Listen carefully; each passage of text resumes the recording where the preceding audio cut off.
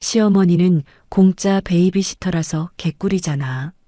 그 말이 대형 스크린에 그대로 떠올랐습니다. 돌잔치장에 모인 수백 명의 하객들 앞에서요.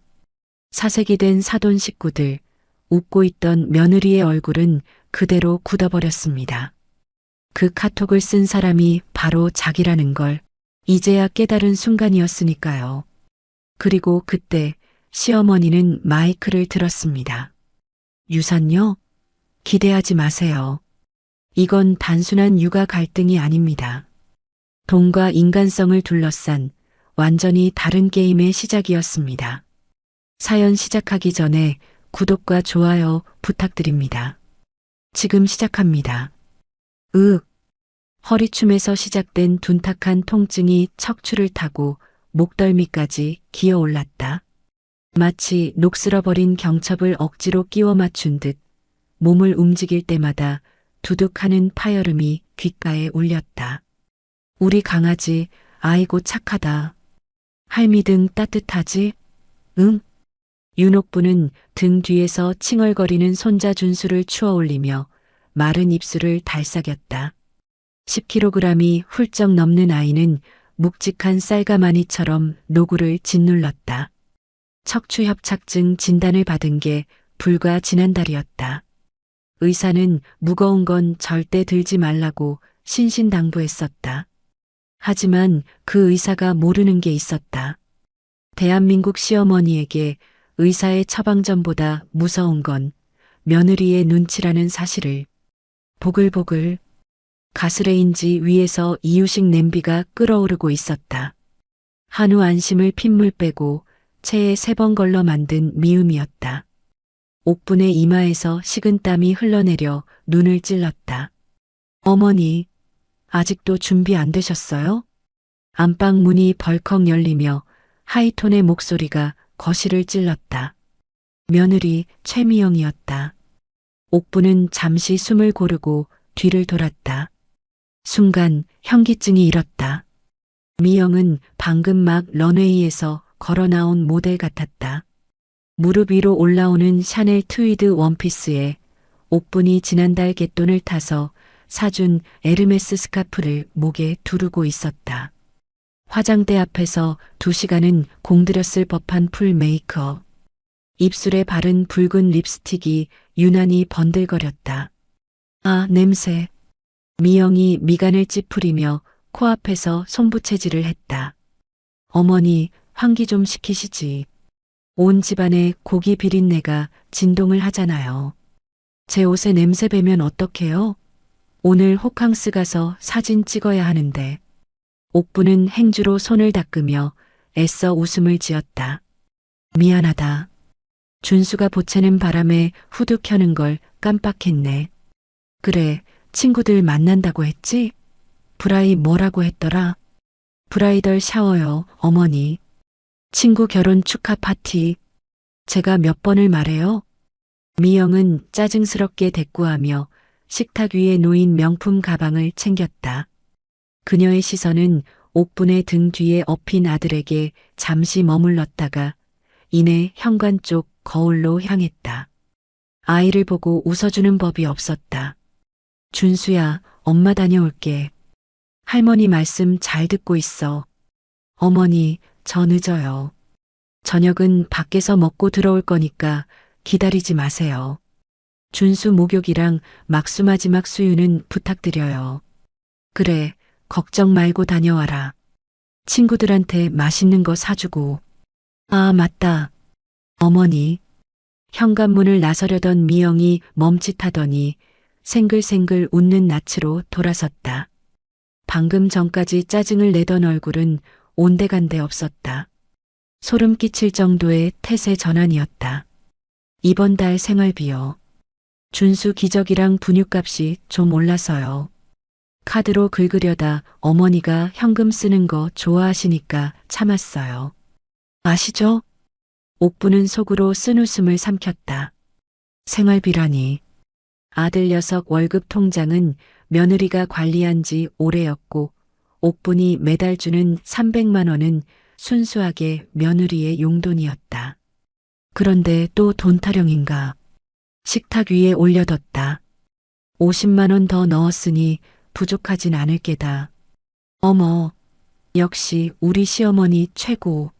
사랑해요, 어머니.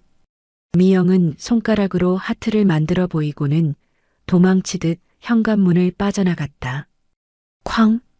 육중한 도어록 잠기는 소리가 옥분의 가슴을 쳤다. 후! 옥분은 그제야 참고 있던 한숨을 토해냈다. 다리가 후들거려 서 있을 수가 없었다. 준수를 거실 매트 위에 조심스레 뉘었다. 아이는 할머니의 등에서 떨어진 게 불만인지 칭얼거렸지만 옥분은 허리를 두드리며 소파에 주저앉았다. 집구석 꼴이 말이 아니었다. 미영이 휩쓸고 지나간 자리는 마치 태풍이 닥친 것 같았다. 소파 위에는 벗어던진 옷가지들이 뱀 허물처럼 늘어져 있고 화장대 위에는 뚜껑 열린 화장품들이 굴러다녔다. 마신 커피잔에는 립스틱 자국이 선명하게 찍힌 채 식탁 끄트머리에 위태롭게 놓여 있었다. 치워야지. 애 다칠라. 옥부는 평생을 시장 바닥에서 굴렀던 여자다. 50억 자산가가 된 지금도 몸을 움직이지 않으면 좀이 쑤시는 성격이었다. 그녀는 앓는 소리를 내며 일어나 소파 위의 옷무덤을 정리하기 시작했다. 그때였다. 카톡? 고요한 거실을 찢는 경쾌한 알림음이었다. 옥분의 시선이 소파 구석으로 향했다. 옷가지들 틈새에서 희미한 빛이 새어나오고 있었다. 미영이 준수 보여준다며 사달라고 졸라 지난주에 사준 최신형 태블릿 PC였다. 카톡? 카톡? 연달아 울리는 소리. 옥부는 혀를 차며 태블릿을 집어들었다. 칠칠 맞게 이걸 또 켜두고 갔네. 옥부는 화면을 끄려 했다. 그런데 손가락이 닿자마자 대화창이 훤히 들여다보였다. 잠금도 안 해놨어? 옥부는 헛웃음을 삼켰다. 요즘 젊은 애들은 사생활이라며 핸드폰에 암호를 2중, 3중으로 건다던데. 며느리에게 자신은 잠금 장치조차 필요 없는 존재인 모양이었다. 어차피 이 늙은이는 기계치라 볼 줄도 모른다고 철저하게 무시하지 않고서야 이럴 리가 없었다. 그 오만함이 판도라의 상자를 열게 했다. 가족 사랑방 3. 노란색 대화창 맨 아래에 떠있는 사진 한 장이 옥분의 손가락을 마비시켰다. 그건 방금 전 자신의 뒷모습이었다. 구멍난 러닝셔츠 바람으로 포대기를 두르고 엉거주춤하게 서서 이유식을 적고 있는 초라한 뒷모습. 미영이 나가기 직전에 몰래 찍은 게 분명했다. 옥분의 눈동자가 잘게 흔들렸다. 사진 밑에 달린 텍스트가 시야에 꽂혔다. 최미영 딸 아 크크크 진짜 폼 안 나네. 노인네 냄새 역겨워 죽겠어. 호캉스 가기 전에 비위 상하게. 심장이 쿵 하고 내려앉았다. 손끝이 차갑게 식어갔다. 이게 대체 무슨. 옥부는 홀린 듯이 스크롤을 위로 올렸다. 카톡? 미영이 밖에서 핸드폰으로 대화를 입력하자 집안의 태블릿에도 실시간으로 글자가 떠올랐다. 김영자 엄마, 야, 참아라 참아. 그 노인네가 냄새는 나도 돈 냄새는 기가 막히게 맡는 양반 아니냐? 니네 시어머니 4층 건물, 그거 시세가 얼만 줄 알기나 해? 최미영 딸 알지. 50억 넘는다며. 아, 그러니까 더 짜증나. 빨리빨리 증여나 해줄 것이지. 죽을 때 싸 짊어지고 갈 것도 아니면서 왜 저렇게 버티냐고. 옥분의 입술이 파르르 떨렸다. 호흡이 가빠졌다. 그녀가 평생을 바쳐 일궈낸 멸치 냄새와 건어물 비린내를 온몸에 뒤집어쓰며 지켜온 그 건물을 이들은 그저 로또 정도로 여기고 있었다. 최수진 동생 언니, 나 이번에 명품 100 하나만 사줘. 크크 형부 등골 좀 더 빼먹어봐. 시어머니한테 에바준 감 달라고 해. 베이비시터 요즘 비싸잖아.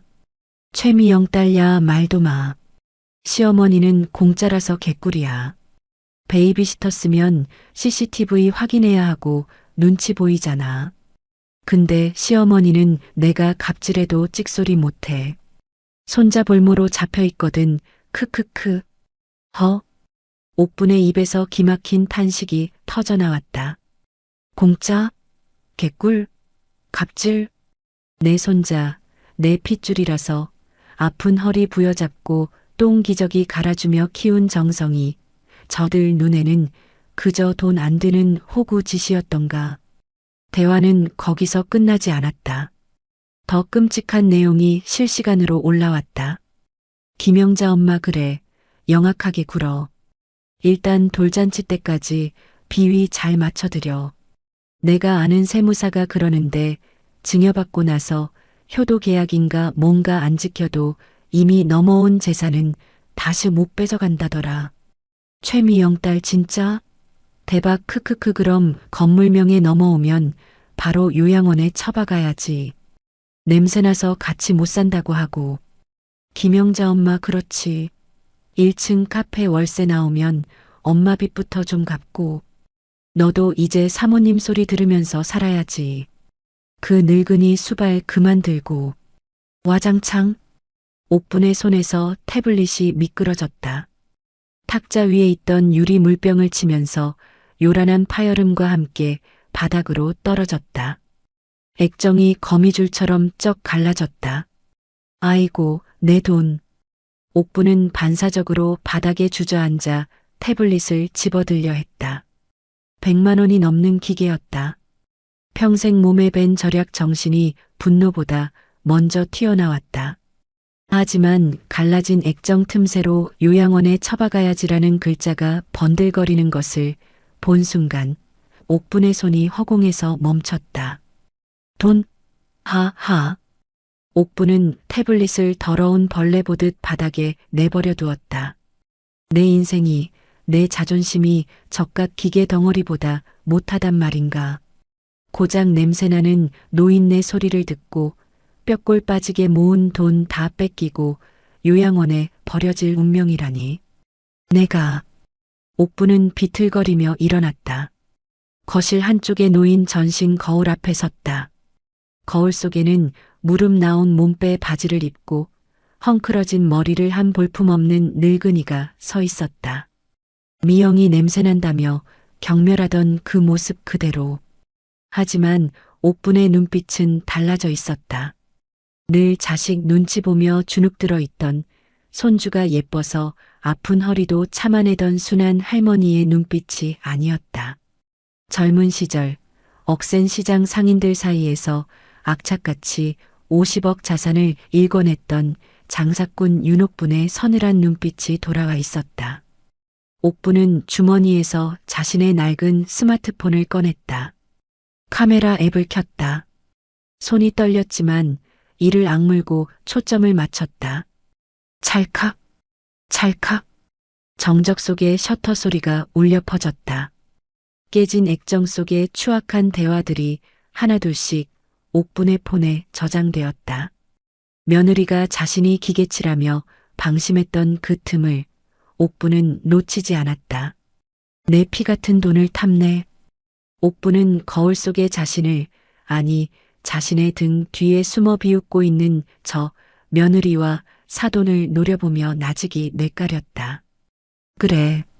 가져갈 수 있으면 가져가 봐라. 마지막 사진이 저장되었다. 옥분의 입꼬리가 기괴하게 비틀려 올라갔다. 그 돈이 너희 목을 조르는 올가미가 되게 해줄 테니까. 며느리의 태블릿 PC에서 발견한 추악한 두 얼굴. 며느리 단톡방 폭로의 서막이 올랐습니다. 손주를 볼모로 나를 기만해온 그들에게 피눈물이 무엇인지 제대로 알려줄 시어머니 복수 사연이 지금 시작됩니다. 어머니, 이게 다 사실입니까? 강준호의 목소리가 젖은 낙엽처럼 바스라졌다. 어두운 서재, 스탠드 불빛 하나의 의지에 아들의 얼굴을 비추고 있었다. 그의 손에는 옥분이 찍어둔 태블릿 사진들이 넘겨지고 있었다. 노인네 냄새, 공짜 베이비시터, 요양원에 처박아야지. 화면 속 아내와 장모의 대화는 칼날이 되어 준호의 동공을 난도질했다. 설마 미영이가 스트레스 때문에 친구들끼리 농담한 거겠죠. 애 키우다 보면 힘들어서. 준호는 애써 부정하려 했다. 자신이 사랑해서 선택한 여자였다. 1년이라는 시간, 비록 짧았지만 그녀가 자신의 어머니를 이렇게까지 경멸하고 있었다는 사실을 믿고 싶지 않은 눈치였다. 옥부는 차갑게 식은 찻잔을 내려놓으며 나직이 말했다. 준호야, 내 눈엔 내가 아직도 돈 좀 있는 꼬장꼬장한 할미로 보이니? 내 몸에서 나는 파스 냄새가, 손주 똥 기저귀 갈아주다 뱃 냄새가 그렇게 역겹다더냐.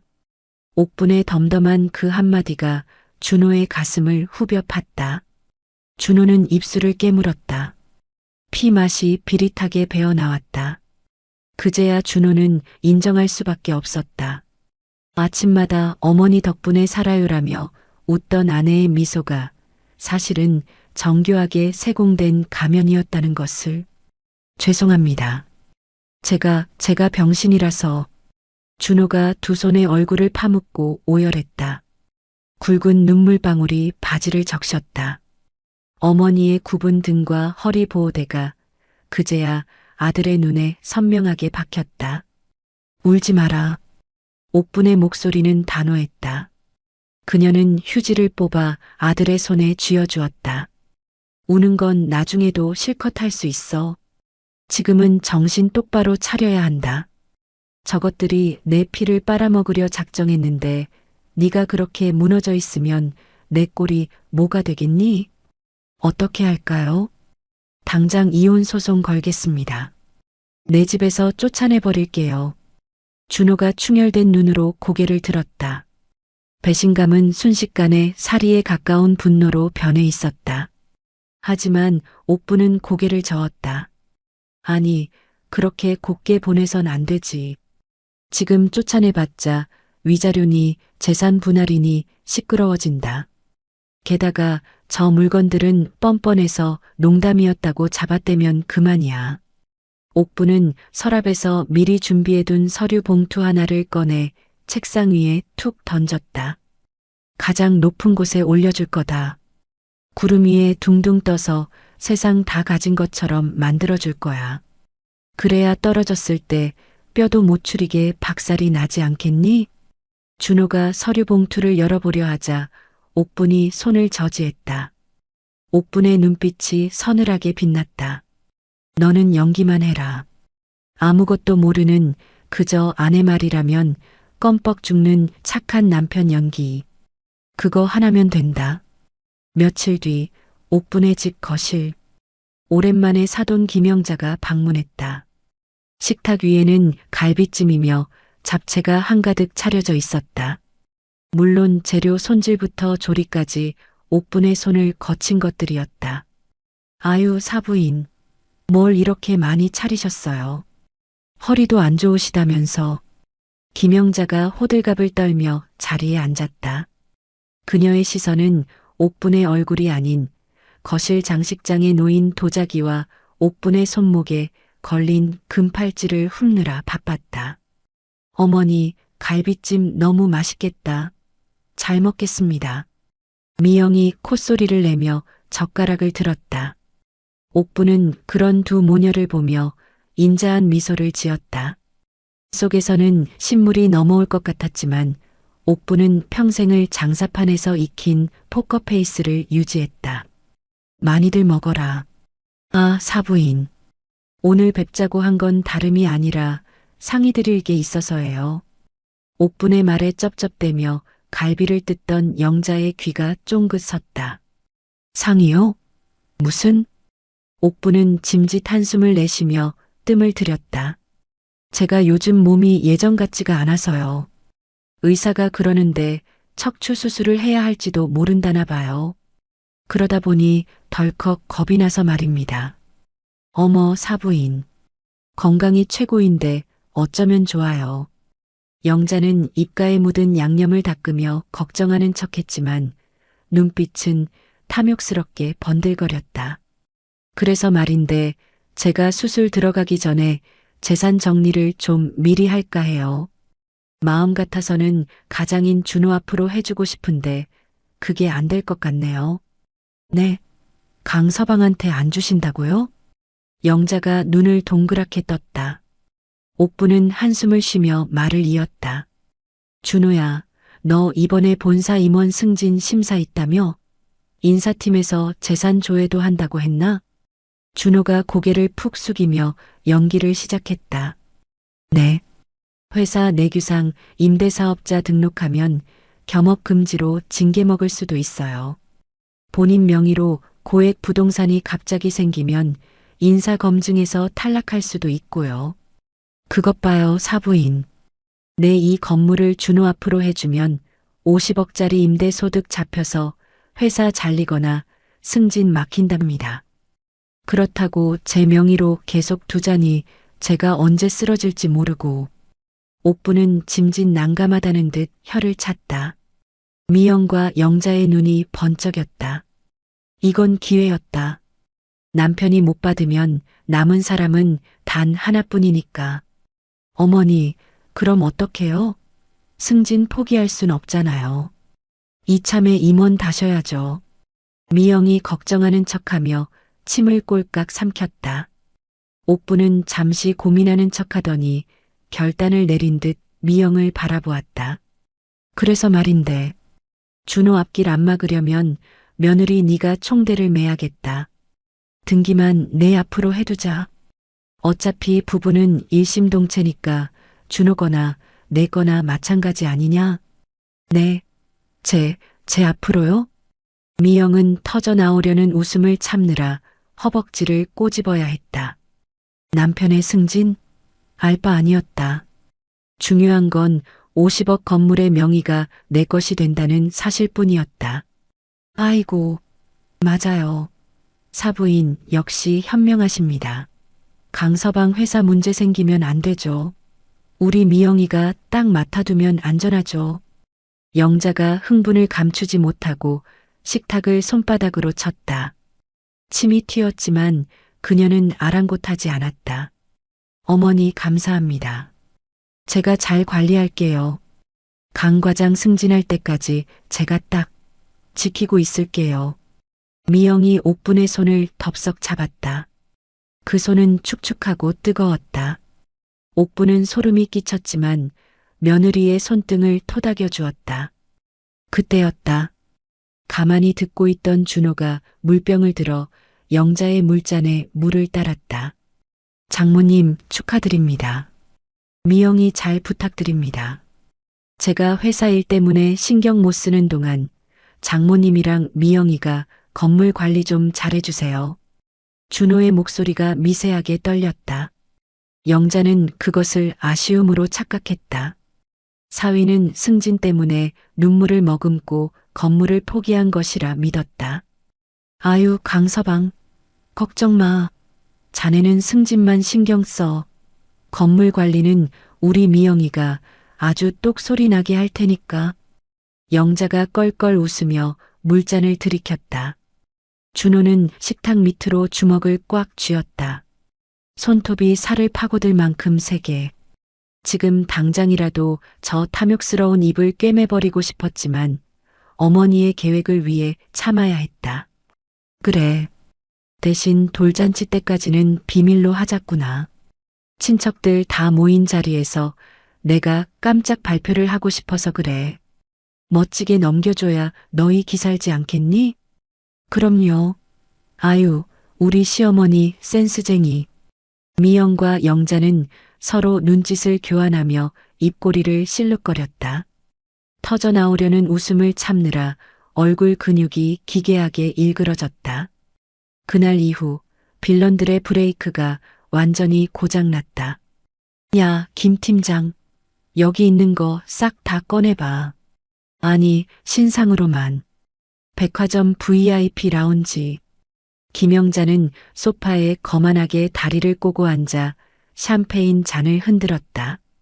직원이 가져온 밍크 코트를 몸에 대보며 거울을 보는 그녀의 눈이 획 돌아가 있었다.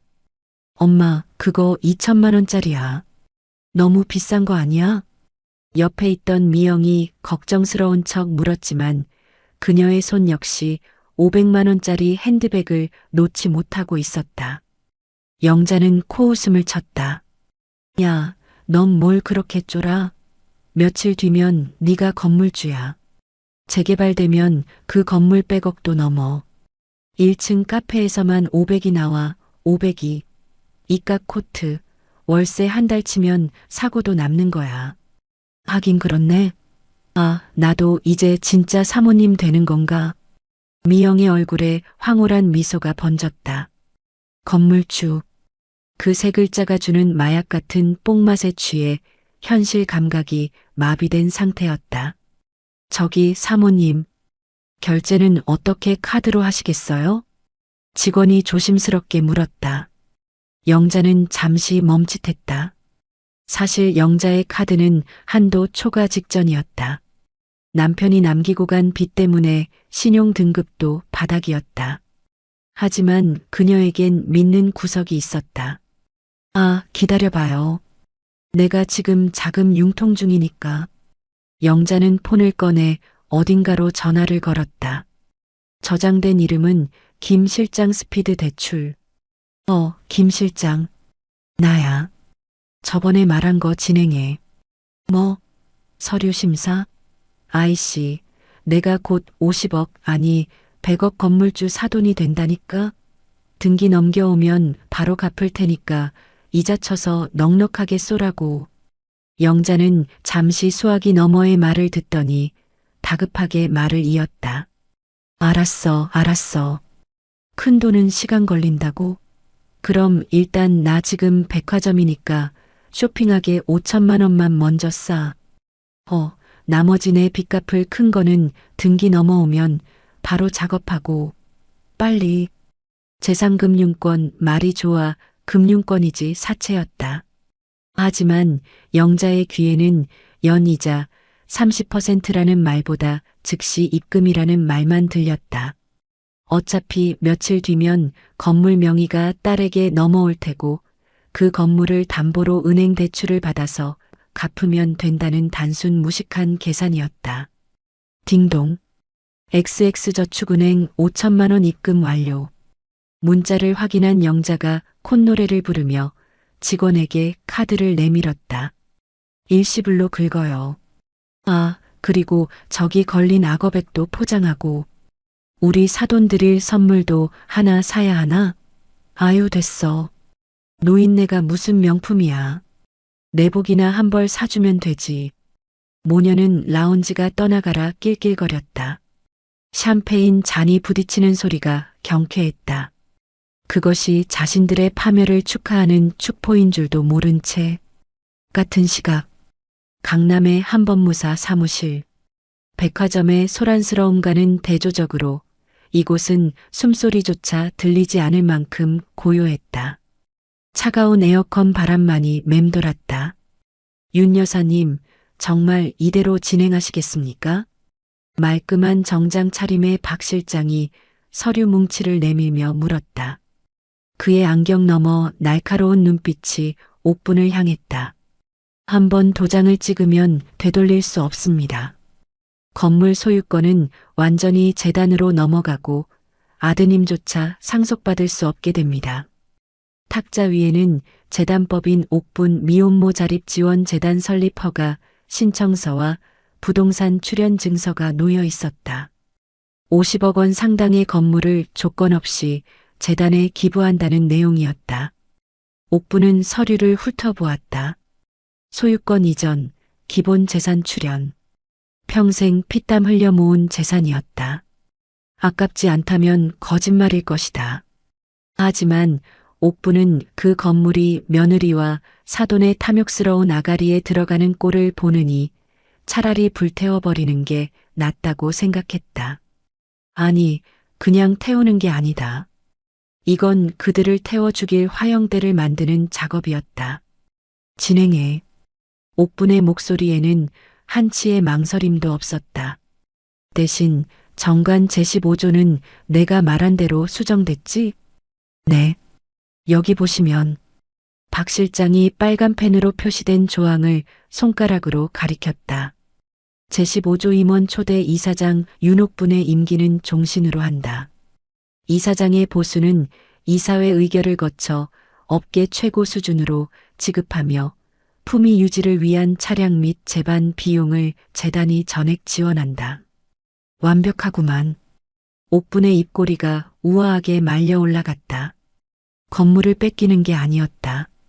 건물을 방패 삼아 자신의 노후를 완벽하게 방어하고 며느리에게 갈 목만 영으로 만드는 고도의 수싸움이었다. 그리고 하나 더.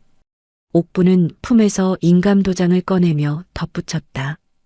우리 며느리가 그 건물을 아주 자기 것처럼 생각하고 있더군.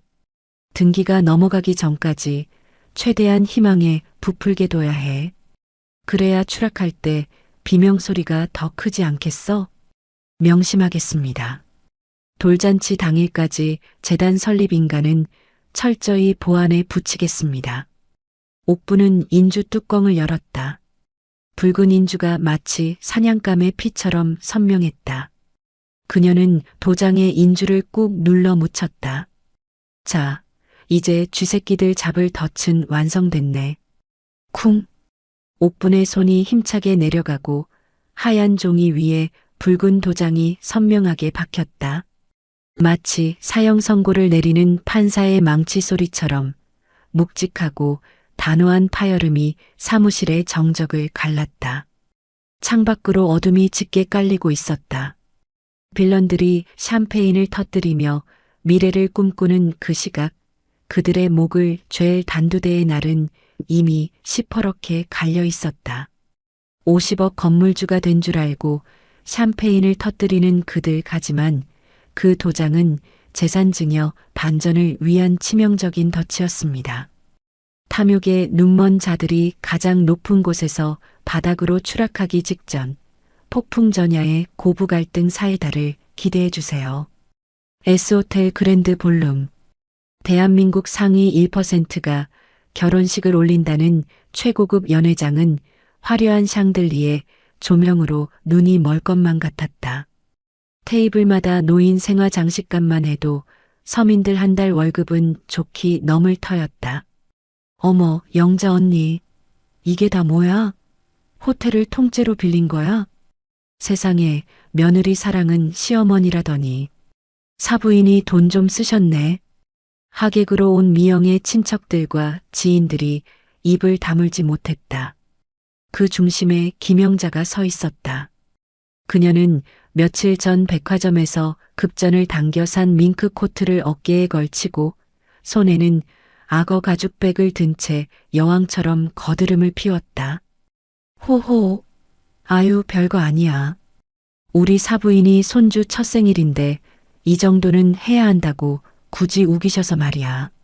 내가 그냥 동네 뷔페에서 하자고 말렸는데도 기어코 호텔을 잡으셨네. 거짓말이었다. 호텔 예약을 고집한 것도 꽃장식을 최고가로 업그레이드한 것도 전부 미영과 영자였다. 물론 계산은 법인 카드가 될 옥분의 카드로 긁었다. 주인공인 미영은 더했다. 그녀는 몸매가 드러나는 실크 드레스를 입고 손목과 목에는 다이아몬드 세트를 휘감고 있었다. 반짝이는 보석 아래로 감춰진 피부는 탐욕으로 번들거렸다. 어머니, 뭐 하세요? 저기 구석에 가 계시라니까. 미영이 싸늘한 미소로 옥분에게 속삭였다. 화려한 연회장 한 구석, 기둥 뒤. 그곳이 옥분의 자리였다. 옥분은 일부러 가장 낡은 옷을 입고 나왔다.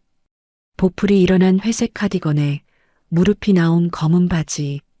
화려한 하객들 사이에서 그녀는 마치 실수로 들어온 청소부처럼 보였다. 미영아, 그래도 명색이 할민데 사진 한 장은 찍어야지. 옥분이 짐짓 주눅든 척하며 다가서자 미영이 질색하며 팔을 휘저었다. 아, 진짜 눈치 없이 왜 그러세요? 제 친구들이 어머니 가정부인 줄 안단 말이에요. 냄새나니까 저리 좀 가세요. 이따가 증여 발표할 때나 나오시라고요. 그때 주인공 시켜드릴 테니까. 미영은 옥분을 벌레 쫓듯 밀어내고는 카메라를 향해 다시 생긋 웃었다. 옥분은 밀려나면서도 입가에 묘한 미소를 머금었다. 그래, 맘껏 웃어더라. 그 입꼬리가 찢어질 날도 얼마 안 남았으니. 돌잡이 행사가 끝났다. 사회자가 마이크 볼륨을 높였다. 자, 이제 오늘의 하이라이트 순서입니다. 우리 준수군의 할머니 윤옥분 여사님께서 손주와 며느리를 위해 아주 특별한 영상을 준비하셨다고 합니다. 와!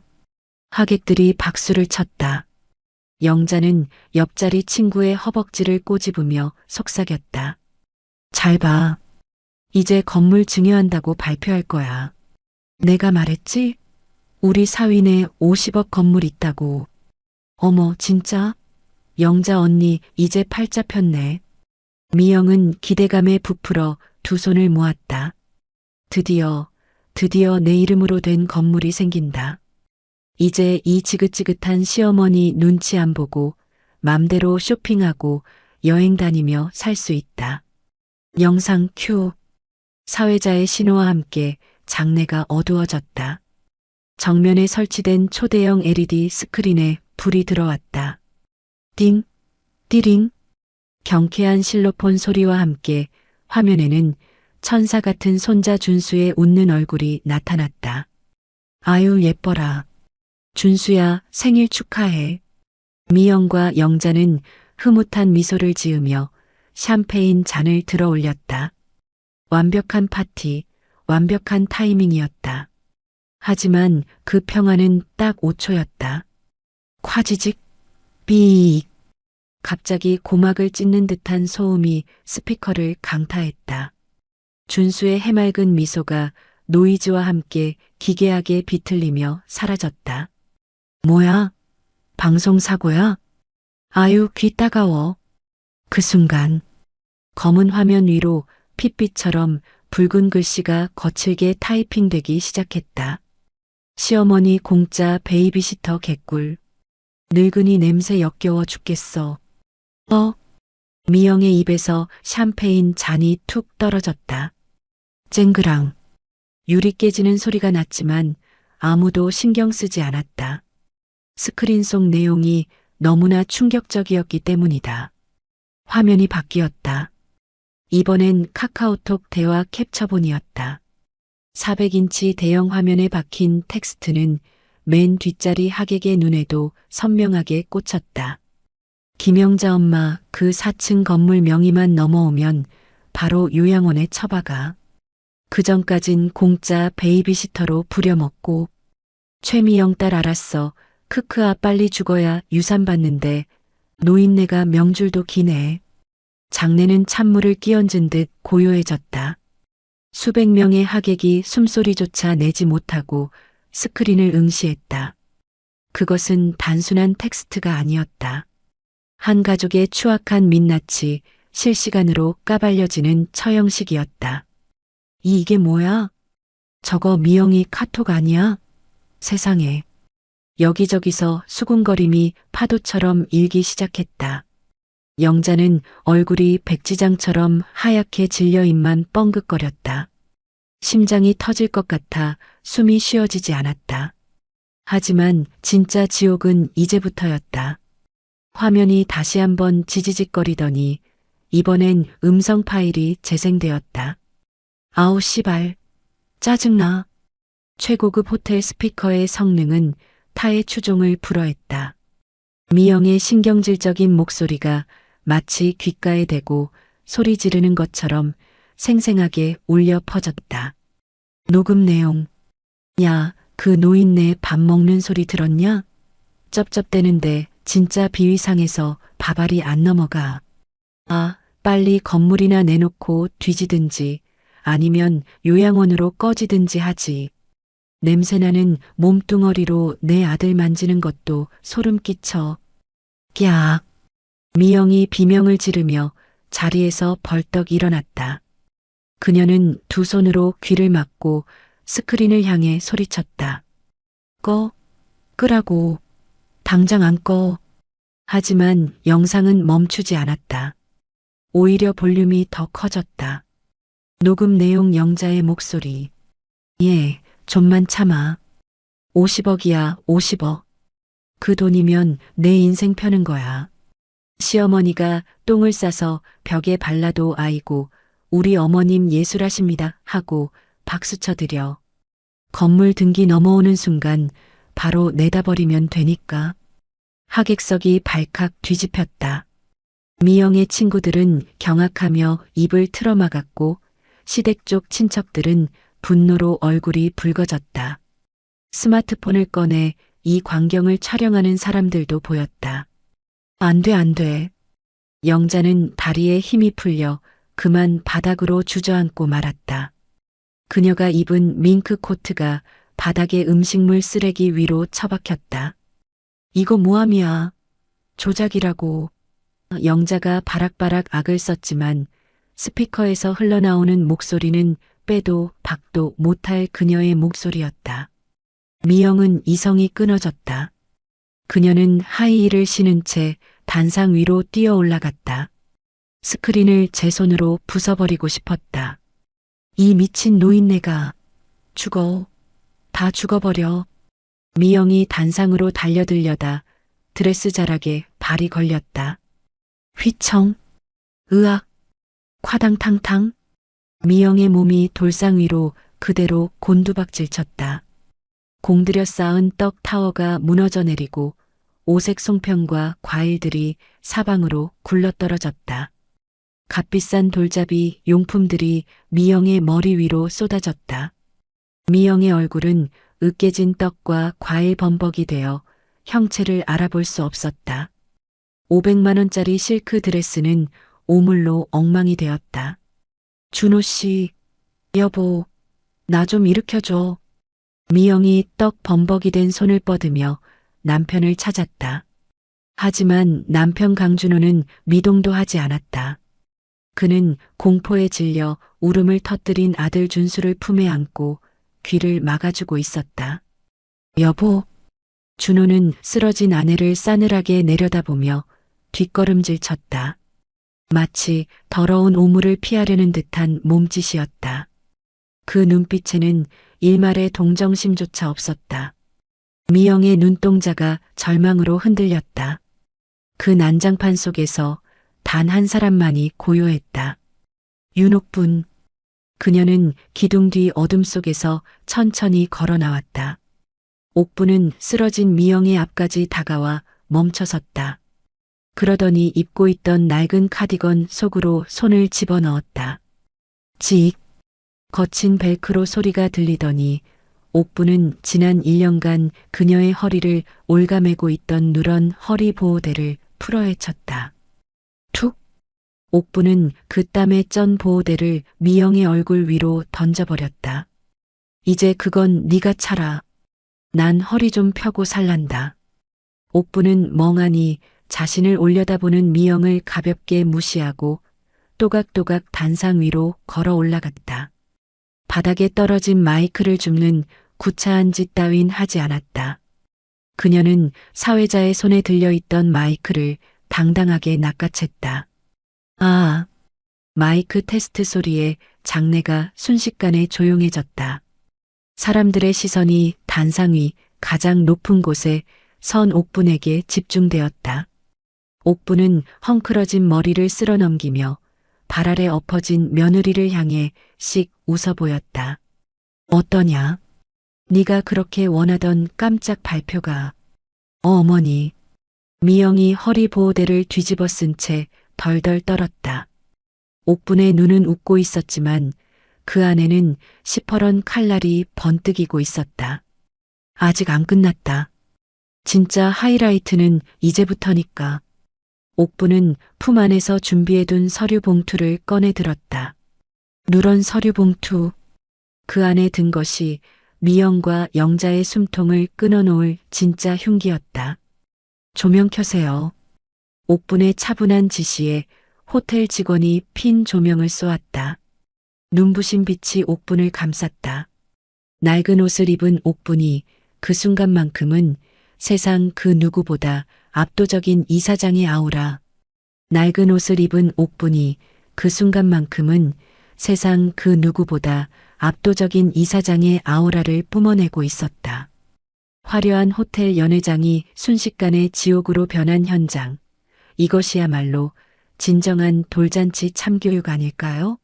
초대형 스크린에 박제된 페륜의 민낯과 육성 파일이 터지며 그들의 가식적인 세상은 처참하게 무너져 내렸습니다. 아, 스피커를 타고 흐르는 옥분의 목소리는 건조했다. 하지만 그 건조함이 오히려 폭풍 전야의 고요처럼 장내를 압도했다. 핀 조명을 받은 옥분의 모습은 낡은 카디건 차림이었음에도 불구하고 수십억 보석을 휘감은 며느리보다 훨씬 더 거대해 보였다.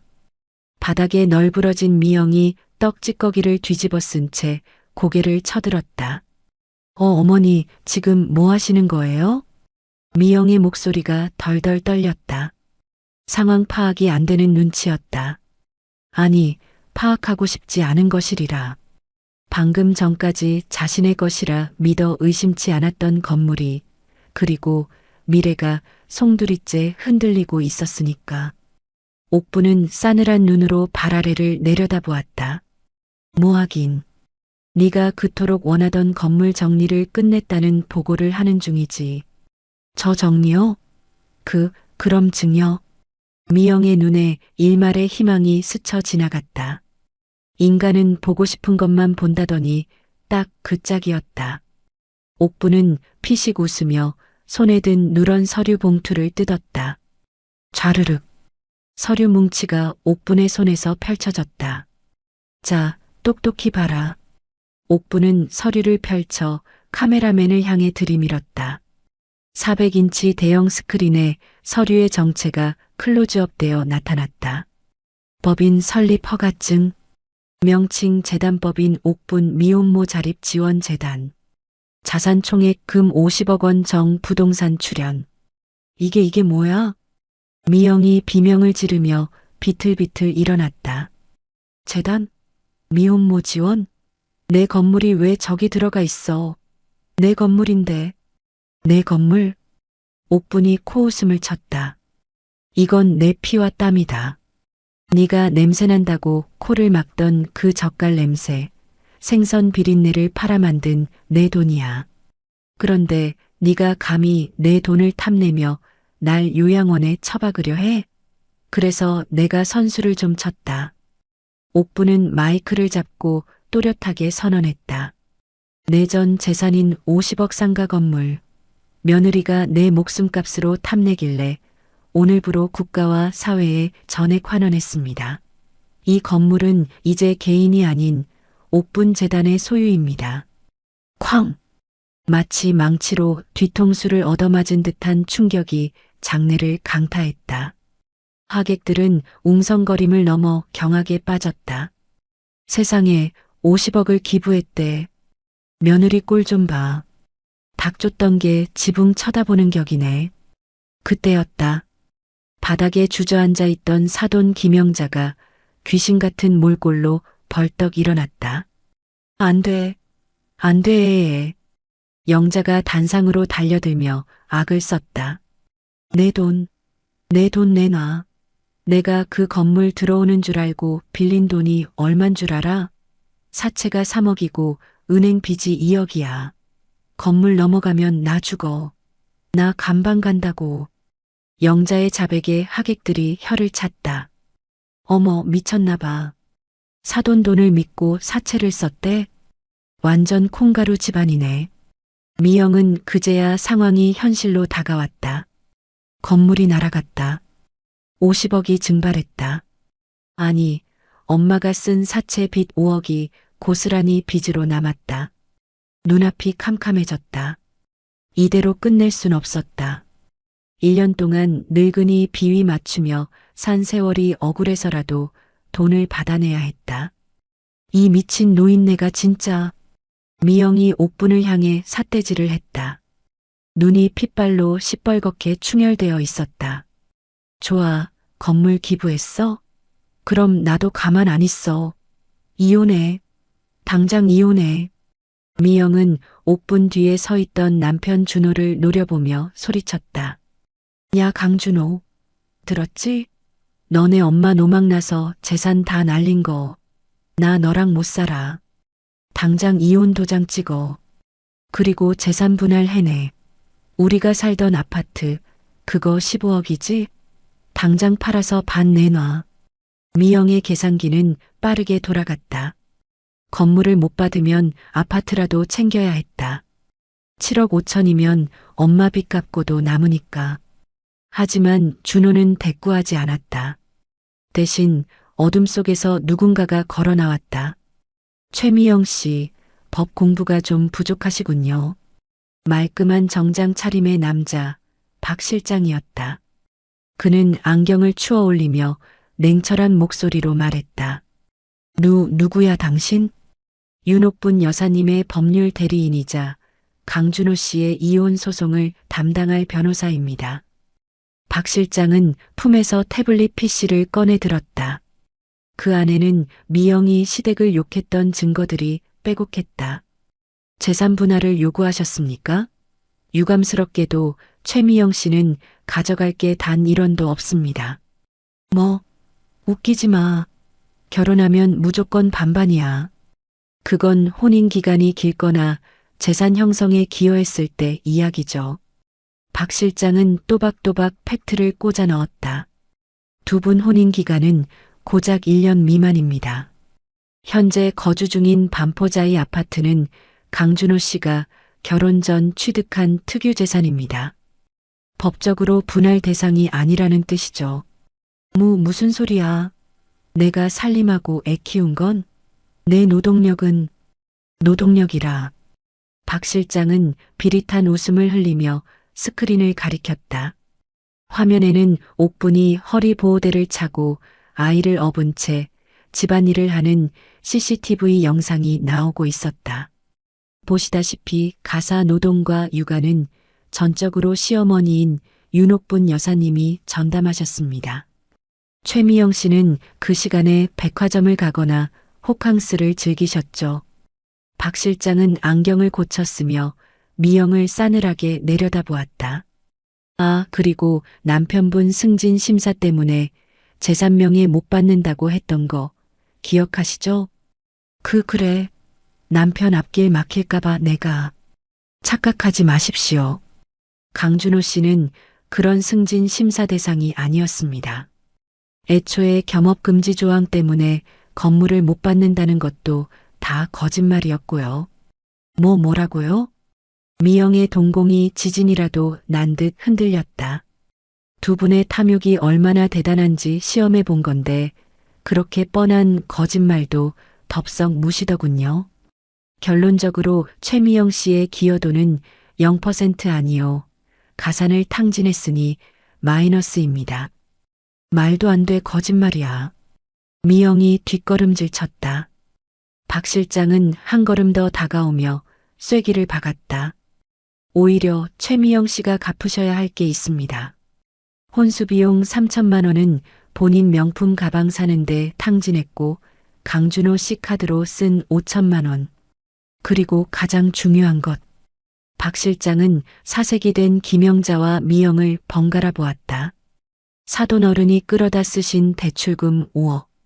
사돈어른 신용으로는 10원도 대출이 안 되니 따님 최미영 씨 명의의 핸드폰과 공인인증서로 대출받으셨더군요. 뭐라고요? 기억 안 나십니까? 며칠 전 백화점에서 쇼핑할 때 사돈어른이 인증번호 불러달라고 하셨죠? 최미영 씨가 직접 불러주셨고요. 그게 바로 연대보증 및 대리대출 승인 번호였습니다. 미영의 턱이 빠질 듯 벌어졌다. 뇌리에 스치는 기억. 엄마가 급해서 그래. 인증번호 온 거 좀 불러봐. 아, 귀찮게 진짜. 자, XXXX. 됐지? 그게 내 빚이 됐다고. 엄마. 미영이 짐승 같은 괴성을 지르며 영자의 멱살을 잡았다. 엄마가 내 명의로 대출을 받았어. 미쳤어. 그걸 내가 어떻게 갚아? 아니, 어차피 건물 받으면 갚으려고 했지. 네가 건물 못 받은 탓이지 왜 나한테 지랄이야. 이거 이게 다 엄마 때문이야. 엄마가 건물 증여받으라고 부추겨서 이렇게 된 거잖아. 모녀는 서로 머리채를 잡고 뒹굴었다. 놓으라고, 이년아. 엄마가 내 인생 물어내. 조금 전까지 샴페인을 부딪히던 모녀가 빚더미 앞에서 서로를 물어뜯는 아기 다툼을 벌이고 있었다. 하객들은 혀를 끌끌 차며 그 추태를 생중계했다. 아주 꼴값들을 떠는구나. 옥분의 비웃음에 미영이 머리채를 잡힌 채로 고개를 돌렸다. 도끼가 서린 눈이었다. 그래요? 나 빚더미 앉아서 좋으시겠네. 근데 어쩌나? 건물 기부했으면 어머니도 이제 빈털털이잖아. 나랑 똑같은 거지 신세네. 꼴 좋다. 미영은 실성한 사람처럼 낄낄거렸다. 50억을 남을 줘? 미쳤어. 이제 어머니도 폐지나 죽고 사시겠네. 같이 죽자고. 그 비웃음을 듣던 옥분이 마이크를 다시 잡았다. 그녀의 얼굴엔 여유로운 미소가 번졌다. 빈털털이 거지? 박 실장 보여드려라. 박 실장이 노트북 키를 눌렀다. 스크린 화면이 바뀌었다. 이번엔 재단법인 정관이었다. 제15조 초대 이사장 윤옥분의 임기는 종신평생으로 한다. 제18조 이사장의 보수는 업계 최고 수준으로 지급하며 차량, 기사, 품위 유지비 등 재반 비용을 전액 지원한다. 이게 뭐야? 미영의 웃음기가 싹 사라졌다. 난 죽을 때까지 이 재단의 이사장이라는 소리다. 내 월급 꼬박꼬박 나오고 내 전용 기사가 운전해주는 차 타고 법인 카드로 밥 사 먹으면서 아주 우아하고 떵떵거리며 살 거란 뜻이지. 하지만 재단 돈이니까 며느리인 내 몫은 법적으로 영원이야. 그럼 내 돈은? 그리고 하나 더. 옥부는 박 실장에게 손짓했다. 화면에 거대한 숫자가 떠올랐다. 인터넷 뱅킹 잔액 조회 화면이었다. 예금 잔액 20억 원. 0이 9개. 20억이었다. 숫자가 너무 커서 스크린을 꽉 채웠다. 미영과 영자의 눈알이 튀어나올 듯 했다. 내가 멍청하게 건물만 믿고 있었겠냐? 내 개인 금고에 있는 알짜배기 현금 20억. 그건 재단에 안 넣고 내 명의로 그대로 뒀단다. 이 20억? 이 돈에서 나오는 이자만 해도 너희 빚 갚고도 남을 돈이지. 난 이 돈으로 우리 손주 유학도 보내고 파출부도 2명 써서 손 하나 까딱 안 하고 살 거다. 너희한텐 땡전 한 푼 안 주고. 내 돈. 그거 내 돈이야. 미영이 눈이 뒤집혀 단상으로 기어 올라오려 했다. 하지만 이번엔 남편 준호가 앞을 막아섰다. 더럽게 어디다 손을 대. 준호의 목소리는 얼음장처럼 차가웠다. 그는 손에 들고 있던 이혼 소장을 미영의 얼굴에 패대기 쳤다. 당장 내 집에서 나가. 비밀번호는 이미 바꿨으니까 들어갈 생각 말고. 애는, 우리 준수는 어떡하고. 내가 엄만데. 미영이 악을 썼다. 하지만 그녀의 눈은 아이가 아닌 준호의 지갑을 향해 있었다. 애네가 키울 거야. 양육권 내놔. 그리고 양육비. 그래, 양육비 내놔. 당신 대기업 다니잖아. 매달 500만 원씩, 아니 1000만 원씩 내놔. 준호는 기가 막힌다는 듯 헛웃음을 지었다. 결국 돈 때문이군. 이 짐승만도 못한 여자야. 준호는 경멸 어린 눈빛으로 전처가 될 여자를 내려다보았다. 양육비? 꿈도 꾸지 마. 이 영상, 그리고 네가 쓴 아동 학대에 가까운 막말들. 판사가 이걸 보고도 너한테 애를 줄 것 같아? 넌 접근 금지나 안 당하면 다행인 줄 알아. 준호가 손짓하자 대기하고 있던 호텔 보안 요원들이 들이닥쳤다. 검은 양복을 입은 거구의 남자들이 서로 머리채를 잡고 있던 미영과 영자를 짐짝처럼 들어 올렸다. 나, 이거 안 나. 내가 누군 줄 알고. 사부인, 농담이죠? 네, 우리 가족이잖아요. 잘못했어요. 영자가 옥분을 향해 비굴하게 손을 뻗었다. 조금 전까지 옥분을 노인네라 부르던 기세는 온데간데 없었다. 하지만 옥분은 눈길조차 주지 않았다. 그녀는 옷매무새를 가다듬으며 마치 더러운 오물을 보듯 툭 내뱉었다. 박 실장. 네, 이사장님. 여기 청소 좀 부탁해요. 오물이 묻어서 영 찜찜하네. 냄새 안 나게 싹 치워. 네, 알겠습니다. 으악. 두고 봐. 가만 안 둘 거야. 미영과 영자는 처절한 비명을 지르며 질질 끌려나갔다. 바닥에는 벗겨진 명품 구두 한 짝과 뜯겨나간 머리카락 뭉치만이 덩그러니 남았다. 탐욕의 말로였다. 연회장은 쥐 죽은 듯 고요했다.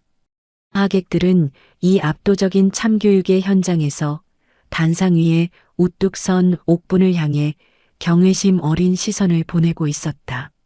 낡은 카디건을 입은 옥분은 그 순간 그 어떤 재벌 회장보다도 위험 있어 보였다. 내 재산은 사회에 환원한다. 며느리의 욕망을 산산조각 낸 재단 기부 선언. 정말 짜릿하지 않나요? 나는 이사장으로 남고 너는 빈털터리가 되는 반전. 이것이 재산 증여 반전의 결정타이자 완벽한 팩타 폭격입니다. 3년 후 경기도 외곽의 한 공단 지역. 거기 설거지 똑바로 안 해? 그릇에 고춧가루 그대로 묻어 있잖아. 식당 주방장의 걸걸한 고함이 좁은 주방을 울렸다. 습기와 음식물 쓰레기 냄새가 진동하는 그곳에서 쭈그리고 앉아 그릇을 닦던 여자가 화들짝 놀라며 고개를 조아렸다. 죄송합니다. 다시 하겠습니다. 최미영이었다. 3년 전 최고급 호텔에서 다이아몬드를 휘감고 샴페인을 마시던 그 여자는 이제 없었다. 그녀의 모습은 처참했다. 며칠을 감지 못한 머리는 기름에 떡져 있었고 명품을 걸치던 몸에는 늘어난 티셔츠와 보풀이 잔뜩 인 꽃무늬 몸빼 바지가 입혀져 있었다. 어디서 곱게 자란 년이 굴러들어와서는 손놀림이 군뱅이 같아. 주방장이 혀를 차며 침을 퇴뱉고 나갔다. 미영은 입술을 깨물었다. 억울함에 눈물이 핑 돌았지만 닦아낼 손조차 없었다. 붉은색 고무장갑을 낀 손은 습진으로 짓물러 피고름이 엉겨붙어 있었다. 내가 왜 이런 꼴로 살아야 해? 이혼 후 그녀의 삶은 나락 그 자체였다. 위자료? 재산 분할? 어림없는 소리였다. 법원은 그녀에게 패소 판결을 내렸고 남은 건 엄마 김영자가 그녀 명의로 끌어다 쓴 5억 원의 사채 빚뿐이었다. 엄마 영자는 빚쟁이들을 피해 야반도주한 지 오래였다. 미영 역시 통장이 압류당해 신용불량자가 되었다. 4대 보험이 되는 번듯한 직장은 꿈도 꿀 수 없었다. 월급이 통장에 꽂히는 순간 빚쟁이들이 하이에나처럼 채가버리기 때문이었다. 그래서 그녀가 선택한 곳은 이곳이었다. 일당을 현금으로 바로 쥐어주는 공장 한바집 설거지 알바. 자, 오늘 일당 8만 원. 일과가 끝나고 사장이 꼬깃꼬깃한 지폐 몇 장을 던져주었다. 미영은 그 돈을 낚아채듯 받아들었다. 이 돈이 없으면 당장 오늘 밤 찜질방비도 낼 수 없었다. 미영은 식당 구석에 앉아 남은 찬밥을 물에 말았다. 반찬이라곤 쉰 김치 쪼가리가 전부였다. 한 숟가락 뜨려는데 문득 3년 전 시어머니 윤옥분이 차려주던 밥상이 떠올랐다. 갓 지은 윤기 나는 쌀밥, 한우를 넣어 푹 끓인 미역국, 손수 다듬은 나물 반찬들. 그때는 그게 당연한 줄 알았다. 아니, 식모가 차려주는 밥이라며 비웃었었다. 흑. 미영은 목이 메어 숟가락을 떨어뜨렸다. 따뜻했다. 시어머니가 해주던 밥은 정말 따뜻했는데 자신이 발로 차버린 그 복이 뼈에 사무치도록 그리웠다. 같은 시각 서울. 재단법인 옥분 미혼모 자립 지원 재단 이사장실. 이사장님, 이번 분기 장학금 수여식 일정입니다. 결제 부탁드립니다. 단정한 정장을 입은 비서가 서류를 내밀었다. 고급스러운 원목 책상 뒤에 앉은 윤옥부는 돋보기를 고쳤으며 서류를 훑어보았다. 3년 전보다 오히려 10년은 젊어 보였다. 피부는 관리를 받아 윤기가 흘렀고 은발로 염색한 헤어스타일은 세련된 기품이 넘쳤다. 그녀가 입고 있는 옷은 백화점 명품관에서 VIP 대우를 받으며 산 신상이었다. 좋아. 지원 대상을 10명 더 늘리도록 해요. 예산은 충분하니까. 네, 알겠습니다. 아, 그리고 오늘 오후 일정은 비워달라고 했잖아. 우리 손주랑 한강 가기로 했거든. 옥부는 서류에 만년필로 멋스럽게 서명하며 활짝 웃었다. 3년 전 허리 보호대를 차고 파스를 덕지덕지 붙였던 모습은 온데간데 없었다. 전문 입주 매니저와 가사 도우미가 집안일을 전담해준 덕분에 옥분의 고질병이었던 척추역 착증도 말끔히 호전되었다. 차 대기시켜놨습니다. 이사장님. 그래, 수고해요. 옥부는 자리에서 일어나 창밖을 내려다보았다. 그녀가 기부한 50억 건물 1층 카페에는 사람들이 북적이고 있었다. 저 수익금은 고스란히 재단으로 들어와 옥분의 월급과 품위 유지비, 그리고 좋은 일에 쓰이고 있었다. 돈은 이렇게 쓰는 거지. 옥부는 핸드백을 챙겨 들었다. 손주 준수를 보러 가는 발걸음이 깃털처럼 가벼웠다. 화창한 주말 오후 한강공원. 잔디밭 위에는 평화로운 풍경이 펼쳐져 있었다. 옥부는 돗자리 위에 앉아 손자 준수가 아빠 준호와 공놀이를 하는 모습을 흐뭇하게 바라보았다. 할머니, 나 슛하는 거 봤어? 어느새 4살이 된 준수가 까르르 웃으며 달려와 옥분의 품에 안겼다. 볼살이 통통하게 오른 준수는 구김살 하나 없이 밝게 자랐다. 최고급 영어 유치원에 다니며 주말이면 아빠, 할머니와 함께 여행을 다니는 아이.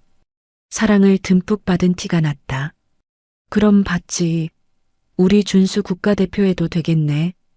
옥부는 손수건으로 준수의 이마에 맺힌 땀을 닦아주었다. 옆에서 준호가 아이스 아메리카노를 건넸다. 새 식구의 웃음소리가 한강 바람을 타고 퍼져나갔다. 그 평화로운 풍경을 멀리서 훔쳐보는 한 여자가 있었다. 전단지 아르바이트를 하던 최미영이었다. 그녀의 시선이 잔디밭 위의 한 가족에게 꽂혔다. 정확히 말하면 그들이 가진 물건들에 꽂혔다. 돗자리 위에 무심하게 놓인 샤넬 핸드백, 남자의 손목에서 햇살을 받아 번쩍이는 롤렉스 시계, 그리고 공원 주차장 입구에 대기 중인 기사 딸린 대형 검은색 세단. 와, 저 사람들은 전생에 나라를 구했나. 팔자 한번 늘어지네. 미영은 부러움에 배가 꼬일 지경이었다. 자신은 땡볕 아래서 10원짜리 전단지를 돌리는데 저들은 천국에 살고 있었다.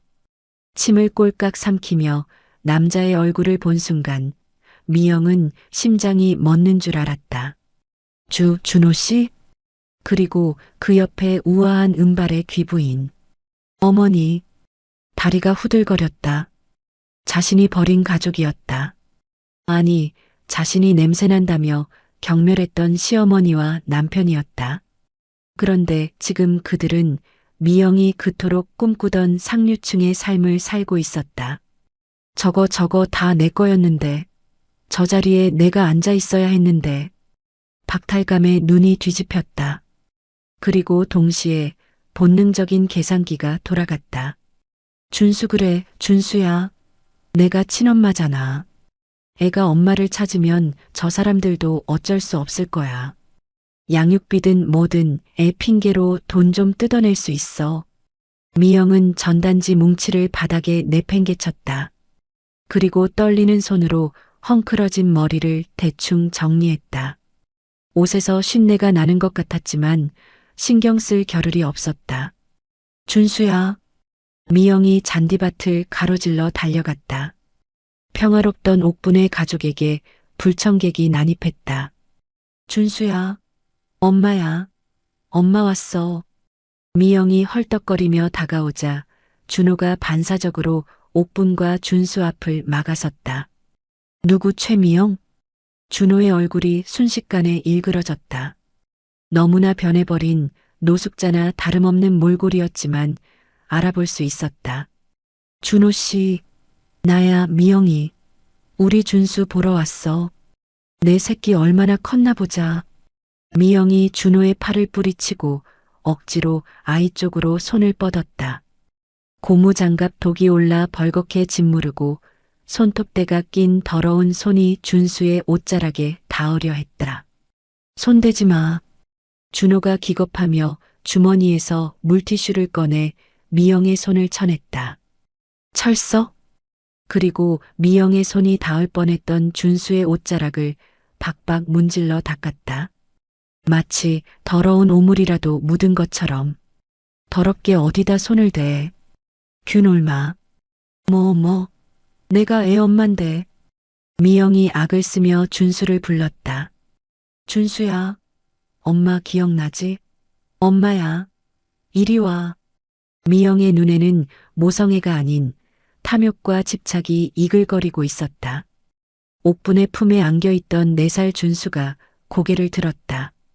아이의 맑은 눈동자에 낯선 아줌마의 기괴한 얼굴이 비쳤다. 순간 정적이 흘렀다. 미영은 기대했다. 아이가 엄마 하고 안겨오기를.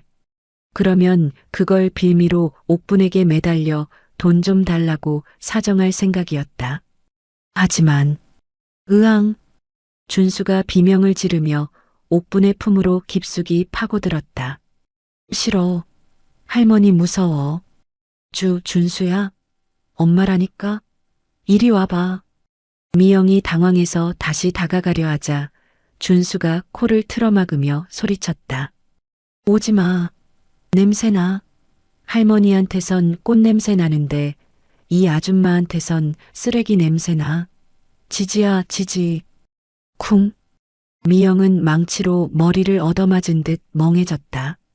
3년 전 자신이 옥분에게 지겹도록 퍼부었던 그 말. 노인네 냄새 역겨워. 냄새나서 밥맛 떨어져. 그 저주 같은 말이 자신의 아들의 입을 통해 더 잔인한 비교가 되어 돌아왔다. 꽃냄새와 쓰레기 냄새. 그것이 옥분과 미영의 현재 위치였다. 아. 미영은 자신의 몸 냄새를 맡아보았다. 며칠 못 씻은 정수리 냄새, 옷에 밴 음식물 쓰레기 냄새. 악취였다. 부정할 수 없는 현실의 악취. 들었지?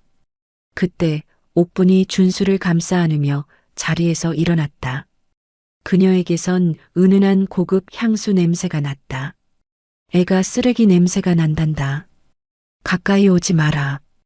옥분의 목소리는 차가웠다. 화를 내는 것도 아니었다. 그저 길가에 있는 오물을 피하려는 듯한 건조한 경멸이었다. 어머니. 저 미영이에요. 며느리. 미영이 울먹이며 옥분의 바짓가랑이라도 잡으려 했다. 하지만 준호가 가로막고 112를 눌렀다. 여기 한강공원인데요. 노숙자로 보이는 여자가 아이를 위협하고 있습니다. 당장 와주세요. 아니야. 나 엄마라고. 미영이 발악했지만 이미 주변 사람들이 수군거리며 몰려들고 있었다. 뭐야? 저 여자의 엄마야? 에이 설마. 몰골 좀 봐. 유괴범 아니야? 냄새 엄청나네. 진짜 쓰레기 뒤지다 왔나 봐. 사람들의 경멸 어린 시선. 그것은 3년 전 호텔 연회장에서 자신이 옥분에게 씌우려 했던 그 프레임이었다. 이제 그 프레임 속에 갇힌 건 미영 자신이었다. 가자, 준수야. 할미가 맛있는 거 사줄게. 옥분은 미영을 투명 인간 취급하며 돌아섰다. 준수가 옥분의 손을 꼭 잡으며 물었다. 할머니, 저 아줌마 거지야? 옥분은 잠시 멈칫하더니 미영이 들으라는 듯 또렷하게 대답했다. 글쎄다. 남의 눈에 피눈물 흘리게 하더니 제 눈에 피눈물 흘리고 사는 불쌍한 사람인가 보구나. 우린 모르는 사람이다. 신경 쓰지 마라. 응, 알았어. 새 식구는 뒤도 돌아보지 않고 걸어갔다. 공원 주차장에는 검은색 대형 세단이 대기하고 있었다. 제복을 입은 기사가 내려 뒷문을 열어주었다. 옥분과 준호, 준수가 차에 올라탔다. 어머니, 여보, 준수야. 미영이 뒤늦게 전단지를 내팽개치고 달려왔지만 육중한 차 문은 굳게 닫혔다. 부르릉. 고급 세단이 미끄러지듯 출발했다. 김 기사, 에어컨 좀 더 틀어줘요. 밖에서 이상한 냄새가 들어온 것 같네. 옥분의 말에 기사가 룸미러를 보며 대답했다. 네, 알겠습니다. 그리고 옥분은 창밖에서 땅을 치며 오열하는 미영의 모습을 싸늘하게 일별하고는 덧붙였다. 갈 때 내비게이션 가장 빠른 길 말고 경치 좋은 길로 찍어요. 눈 썩는 걸 봤더니 안구 정화 좀 하고 가야겠네. 네, 이사장님. 모시겠습니다. 차가 부드럽게 속도를 높였다. 옥분은 준수를 무릎에 앉히고 창밖으로 흐르는 한강의 윤슬을 바라보았다. 햇살이 눈부시게 빛나고 있었다. 고된 시집살이, 남편의 죽음, 시장 바닥의 사투, 그리고 독박 육아와 며느리의 배신까지 그 모든 폭풍우가 지나간 자리에 비로소 완벽하고 고요한 평화가 찾아왔다. 그녀의 인생은 이제부터가 진짜 시작이었다. 할머니한테선 꽃냄새 나는데 아줌마는 냄새나. 아이의 순수한 한마디로 완성된 고부 갈등 사이다의 결말. 악취나는 욕심을 버리고 얻은 평화, 완벽한 권선징악으로 마무리된 시어머니 복수 사연이었습니다. 오늘 사연 정말 통쾌하셨죠? 탐욕스러운 며느리에게 금융 치료를 해주고 멋진 재단 이사장님으로 인생 2막을 여신 옥분부님. 그 지혜와 결단력에 박수를 보냅니다. 옥분님의 행복한 노후를 응원하신다면 댓글창에 옥분님 멋져요. 딱 한마디만 남겨주세요. 여러분의 응원이 큰 힘이 됩니다. 여러분의 따뜻한 댓글과 구독, 좋아요는 사랑입니다. 평안하고 행복한 하루 되십시오. 달빛 인생TV였습니다. 오늘도 끝까지 함께 해주셔서 감사합니다.